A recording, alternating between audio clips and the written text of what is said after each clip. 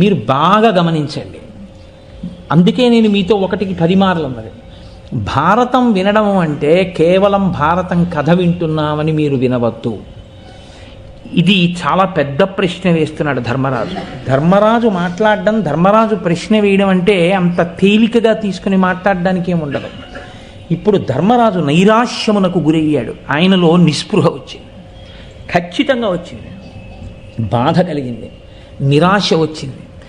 మేము చాలా కష్టపడుతున్నామని చెప్పి ఆయన దుఃఖమునకు లోనయ్యాడు. ధర్మరాజంతటి వాడు దుఃఖమునకు లోనైపోయాడు అనుకోండి, ఇక పాండవులకు రక్షణ లేదు. ఇప్పుడు ఆయనని సహజ స్థితిలోకి తీసుకురావాలి. ఆయనని సహజ స్థితిలోకి వచ్చేటట్టుగా మాట్లాడడం అంటే అందరూ మాట్లాడలేరు. ఆ మాట్లాడడానికి ఒక శక్తి ఉండాలి. ఆయనకి బోధ చెయ్యాలి అంటే దానికి ఒక స్థితి ఉండాలి, దానికి కొంత శాస్త్ర పరిజ్ఞానం ఉండాలి. ఎవరు పడితే వాళ్ళు ధర్మరాజుకు బోధ చేయడం కుదరదు. ఏమీ తెలియని వాడికి చెప్పచ్చు, అన్నీ తెలుసున్నవాడే బెంబేలు పడిపోతే ఆయనకి మీరు చెప్పగలిగింది ఏముంటుంది? ఒక్కటే చెప్పాలి. ఇన్ని తెలుసున్న మీరు బెంబేలు పడిపోతే ఇంకా మేము ఎవరికి చెప్తాం అని కదా చెప్పాలి. మీరు సాధారణంగా వింటుంటారు, కష్టం వచ్చినప్పుడు అన్నీ తెలుసున్నవాడు కూడా విచలితుడు అయ్యాడు అనుకోండి, ఈ మాటే అంటారు. మీరు 10 మందికి చెప్పవలసిన వారు మీరే ఇలా బాధపడిపోతే ఇంకా మేము ఎవరని చెప్పగలం మీకు అంటుంటారు. కాబట్టి ఇప్పుడు ధర్మరాజుతో ఈ మాట అనడానికి అర్హుడైన వాడు ఎవడుంటాడు ఆయన దగ్గర? ఎవరో ఉండాలి. ఉండకపోతే ఇప్పుడు ఆ జవాబు చెప్పడం కుదరదు. మీరు ఎవరు పెద్దరికం తీసుకుని మాట్లాడుతున్నాడో ఇప్పుడు ఆయన ఖచ్చితంగా పెద్దరికం ఉన్నవాడు. భారతంలో గొప్పతనం ఏమిటో తెలుసా అండి? ఇటువంటి సందర్భాన్ని బట్టి ఆ సందర్భంలో మాట్లాడే మాటలు అంటే మీరు ఎర్రసిరాతో దాన్ని జాగ్రత్తగా రాసుకుని మనఫలకం మీద రాసుకుని జ్ఞాపకం పెట్టుకోవాలి. ఎందుకంటే ఈ మాటలు మిమ్మల్ని దిద్దుతాయి, మీ జీవితాన్ని దిద్దుతాయి, మిమ్మల్ని ధర్మపథంలో నడిపిస్తాయి.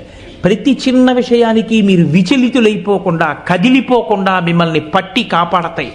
ఎవరు మాట్లాడుతున్నాడు ఇప్పుడు? ధౌమ్యుడు మాట్లాడుతున్నాడు. ధౌమ్యుడు పురోహితుడు పాండవులకు. పాండవులకు పురోహితుడు ధౌమ్యుడు అని చెప్పడం చాలా తేలిక. కానీ ఎక్కడి వాడు ధౌమ్యుడు? ఎలా వచ్చాడు అసలు? పాండవ పౌరోహిత్యానికి ధౌమ్యుడు ఏ కాలంలో ప్రవేశించాడు వాళ్ళ దగ్గర? పౌరోహిత్యం అంటే కౌరవుల వైపు నుంచి వచ్చినవాడా? ఏ భీష్ముడో ద్రోణుడో పంపాడా ధౌమ్యుణ్ణి? వీళ్ళు కష్టాలు పడుతున్నారయా, వీళ్ళతో పాటు నువ్వు కూడా వెళ్ళు, ఏమైనా వీళ్ళకి మంచి మంచి పనులు చెయ్యవలసి ఉంటే నువ్వు వెనక చేయిస్తూ ఉండో అని పంపినవాడా? లేకపోతే ఈ పురోహితుణ్ణి ధర్మరాజు గారు ఎన్నుకున్నారా? లేకపోతే ధౌమ్యుడు తనంత తానుగా వచ్చి నేను మీకు పౌరోహిత్యం చేస్తానని అడిగాడా?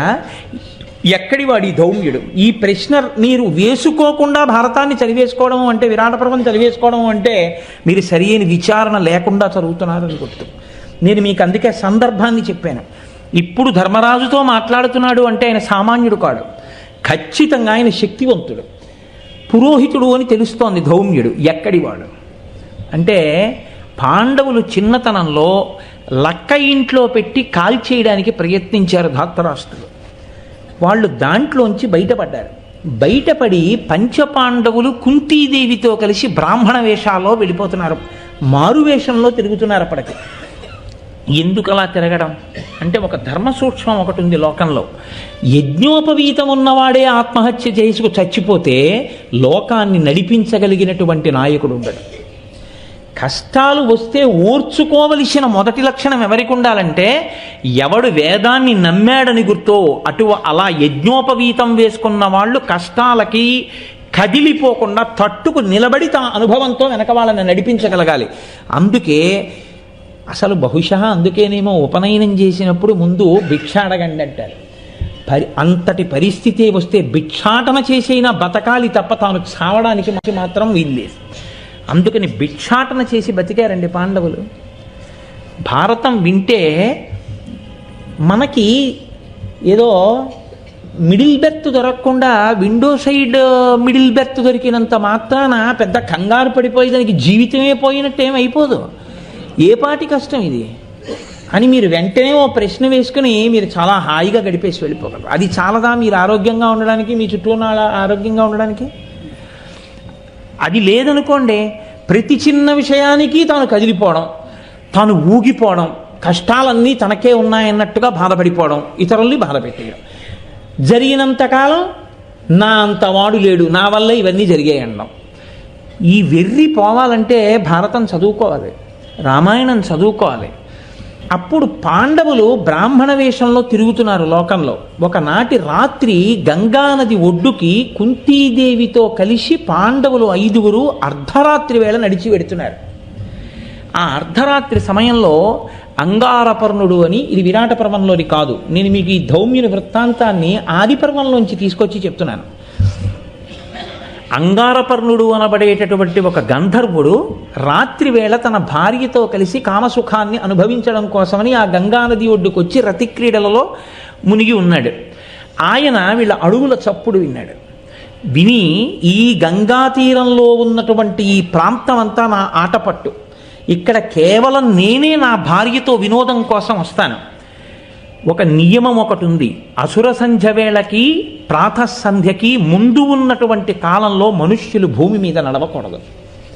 ఎందుచేత అంటే ఆ సమయం విషజంతువులకు, భూతములకు, ఉగ్రమైనటువంటి ప్రాణులకు, గంధర్వులకు, దేవతలకు మాత్రమే కేటాయింపబడినటువంటి సమయం.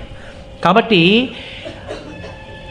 ఆ సాయంకాలం ఎప్పుడైతే సంధ్యావందనం చేసుకునే సమయం దాటిందో ఇంకా ఉగ్రమైన భూతములన్నీ కూడా పైకొస్తాయి. అందుకే కదండి నేను ఓ డాక్టర్ గారు నాతో అంటే, నేను ఏదో పాము కరిచినటువంటి సందర్భం గురించి ఎప్పుడో సందర్భం వస్తే నాతో డాక్టర్ గారు అన్నారు, తెల్లవారుజామున పాము కరిస్తే బతుకుతారు కోటేశ్వరారు, చీకటి పడుతుండగా పాము కరిస్తే బతకడం కష్టం అండి అన్నారు ఆయన.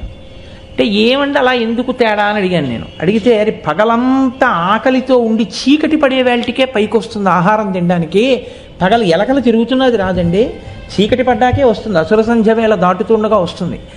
తన ఆహారం పట్టుకోవడం కోసమని తిత్తుల నిండా విషం పెట్టుకొని వస్తుంది, ఆకలితో ఉంటుంది, తను తిరగవలసిన సమయం. అప్పుడు మనం వెడితే అది కరిస్తే విషపు తిత్తులలో ఉన్న విషం అంతా మనకెక్కుతుంది. కాబట్టి అసుర సంధ్య వేళలో బయటికి వెళ్ళకండి అని పురుగు పుట్ర తిరిగే వేళ బయటికి వెళ్ళకండి అనేవారు చిన్నతనంలో. కారణం ఏమిటంటే అక్కడ చెప్తాడు మహానుభావుడు, ఆదిపర్వంలో చెప్పాడు గంధర్వుడు. అంగారపర్ణుడు అంటాడు, ఇది కేవలము అర్ధరాత్రి సమయం, ఈ సమయంలో మనుష్యులు తిరగకూడదు, కాబట్టి మీరు అలివి మీరి వచ్చారు, మీరు రాకూడని సమయంలో వచ్చారు, ఇప్పుడు నేను నా భార్యతో ఇక్కడ వినోదం అనుభవిస్తున్నాను, మీరు ఎందుకు వచ్చారు, కాబట్టి మిమ్మల్ని నేను నిగ్రహిస్తున్నాను, మీకు ఈ పాటి తెలియదా, ఎంత ధైర్యం చేసి వచ్చారు, కాబట్టి ఇక మిమ్మల్ని నేను నడవడానికి అవకాశం ఇవ్వను అని బాణములు తీసుకుని ప్రయోగించాడు. ప్రయోగిస్తే అర్జునుడు చూసి అన్నాడు, ఈ పాటి బాణములకు బెదిరిపోయే వాళ్ళని అనుకోకు, ఉత్తరాక్షణంలో నీ బాణములనన్నింటినీ నిగ్రహించి నిన్ను చాప చుట్టి పడగొట్టినట్టు పడగొడతానేమనుకున్నావు అని కురివితో, చేతితో పట్టుకున్నటువంటి కురివితో అంగారపర్ణుడు వేసిన బాణాలన్నింటినీ కూడా చిందరవందర చేసి తన ధనస్సులో బాణములను సంధించి విడిచిపెట్టి అంగారపర్ణుడిని కొట్టాడు. కొడితే ఆ అంగారపర్ణుడి కింద పడిపోయాడు. పడిపోతే ఆయన్ని తీసుకొచ్చారు ఈడ్చి. ధర్మరాజు గారు కూర్చుని ఉన్నారు. పాండవులది మీరు భారతం కొంచెం జాగ్రత్తగా చదివితే అదో గమ్మత్తు. వాళ్ళు ధర్మరాజుతో విభేదించరు అని మీరు అనుకుంటే తప్పు.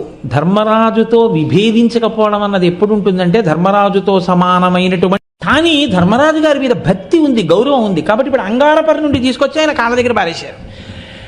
ఆయనకి ధర్మరాజును చూస్తే సంతోషం, ఎందుకంటే నేను ఓడిపోయిన వాడిని, దెబ్బలు తిన్నవాడిని, నన్ను చంపేయకండి అని ఆ అంగారపర్ణుడి భార్య కూడా ధర్మరాజుని ప్రార్థన చేసింది, మీరు రాజులు కాపాడండి అంది. ఎలా కనిపెట్టింది రాజులని బ్రాహ్మణ వేషంలో ఉంటే? అంటే వాళ్ళ తేజస్సు తెలిసిపోతోంది, క్షాత్రధర్మం తెలిసిపోతోంది, చేసిన బాణ ప్రయోగం తెలిసిపోతోంది. ఇప్పుడు ధర్మరాజు గారు అన్నాడు, ధనస్సు చేతిలో లేనివాడు, విన్నిచ్చినవాడు, యుద్ధభూమిలో కిందకి ఒరిగిపోయినవాడు, శరణార్థినన్నవాడు, వాడిని చంపకూడదు, కాబట్టి భీమార్జునులారా వాడిని వదిలేయండి.